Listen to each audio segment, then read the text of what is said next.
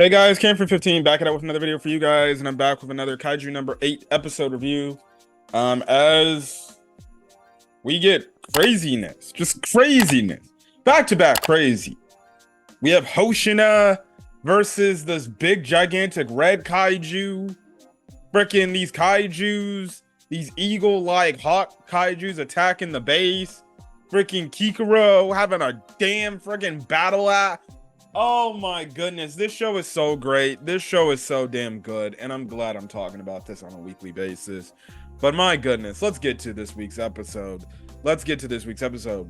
So, literally, all the events that happened from last week's episode, well, the ending portion of it, it follows into this week's episode from the jump. And I knew from the moment of the last week's end of the episode where we saw the big red kaiju, standing on top of these other kaijus, just going to where we know, which is obviously the Kaiju Defense Force base. I was just like, all right, this is gonna be the next kaiju fight we're going up against. And the fact that they put this right then and there, right on the spot, it's absolutely crazy. And my goodness, just from the jump, we don't even get time to rest and relax. It's like legitimately, all right, we're going into action right now. We have where these freaking flying kaiju, they end up freaking, what is it, just coming in. And apparently from what Kafka says, these kaiju, they don't show up for basically a decade from what he said. He said the last sighting was in 2003. And well, their time obviously, but it's crazy to see. And the interesting point of this, which actually what I found quite interesting, is they kept mentioning in the episode, this seems like a targeted attack. This seems like this was some pre-planned attack. They literally spawned on the Defense Force bases. The giant big red, kaiju obviously asked all right, who's the strongest one here? So I don't know if this is something to do with Kaiju number 9, or maybe some other massive big kaiju or something like that.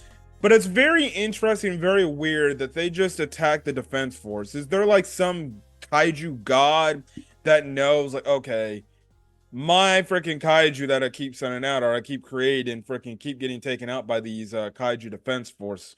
You know, I gotta go freaking send them out on them, and they get sent out on them. So I don't know if this is some premeditated attack by somebody else, or some higher power, or it's just oh, coincidence. This kaiju is very intelligent enough to know, okay, the Defense Force likes to take kaijus out. Let's go to their base and take them out. So I don't know if there's some sort of ulterior motive or some sort of reasoning behind why they just directly attacked the Defense Force, because it's kind of unique.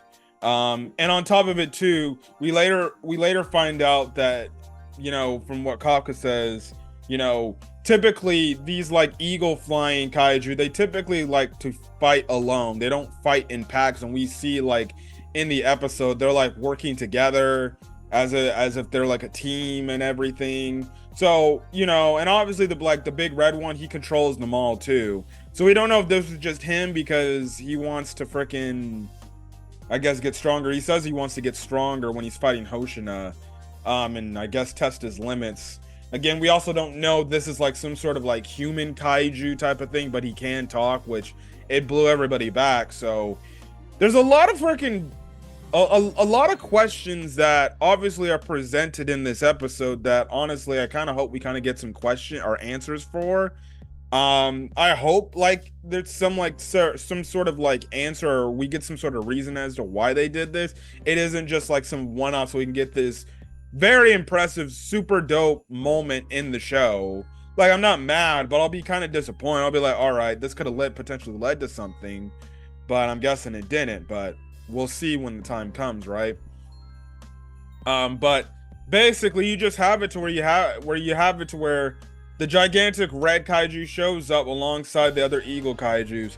Hoshina basically tells his red kaiju, I'm the strongest one here because our captain left. And that leads into their fight, which I'll talk about in a second. But one of the standout moments again is Kafka, he doesn't really do much, gravitating in the fact that he's the MC of the show. He doesn't do much, and I like the fact that really he doesn't do much unless he has to, because really the only thing is he's really like more of an intelligence guy. Like, yeah, on the front lines he's probably not the best unless he uses his kaiju abilities, like we saw in this week. He transformed his leg so he could save save this girl, and everything, and kind of played it off like, oh yeah, I'm getting better and things like that.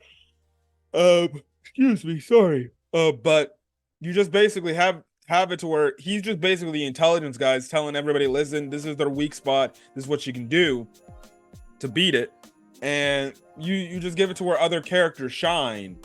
So other characters are showing shine, but it was dope to see everybody get their moment and actually show like, okay, we're a team.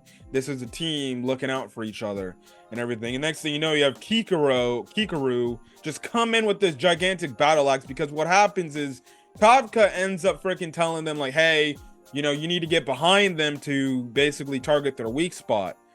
They're not allowing the Kaiju are not allowing the defense force members to do that, because like when they get behind, there's another Kaiju following up, basically attacking. Then you just have it to where Kukuru just comes in and basically just takes this one Kaiju out with this gigantic battle axe that was gifted to her from Hoshina and Mina.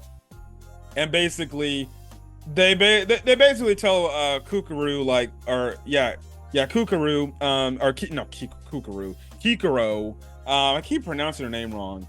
No, I watched the dub, whatever. They're basically kind of making her third in command. So like if she's gone, she's obviously the second in command. If Mina's gone, she's the second in command. But you get so basically it's like she's kind of a interim vice captain when Mina's gone. But in a weird way, because she has this crazy talent and this like abnormal strength, out of the ass, basically, in her standards and everything. They basically put her like third in command to the fact like, all right, here's your own custom made weapon, even though it's a prototype, but here's your own custom made weapon to make you obviously help you out with this, because we've seen it with Mina and Hoshina. They have their own special weapons and everything. Kikuro has her own special weapon, her battle axe, which is crazy.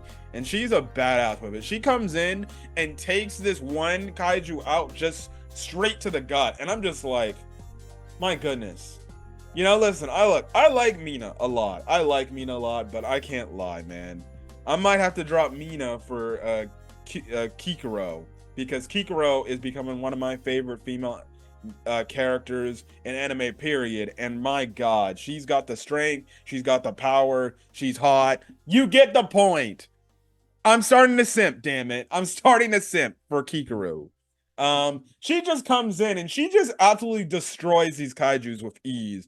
And then in a weird way, she kind of is like, all right, Ichikawa, I need you to kind of shadow me, give me openings so then I can be able to attack these kaijus, which it's pretty dope. So maybe they're kind of like potentially teasing like, well, in the future, Kikuru will eventually be what Mina is, maybe somewhat better, and while Ichikawa will basically be her vice captain, essentially.